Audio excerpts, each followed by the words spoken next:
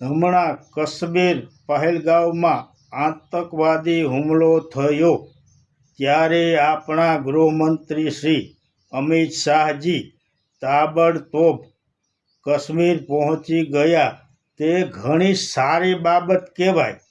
પરંતુ આ ગૃહમંત્રીશ્રી જ્યારે સદગત આત્માઓને શ્રદ્ધાંજલિ આપવા ગયા ત્યારે લાલ જાજમ પર ચાલીને અને પગમાં જોડા પહેરીને શ્રદ્ધાંજલિ આપવા ગયા હતા. આ કેટલું યોગ્ય?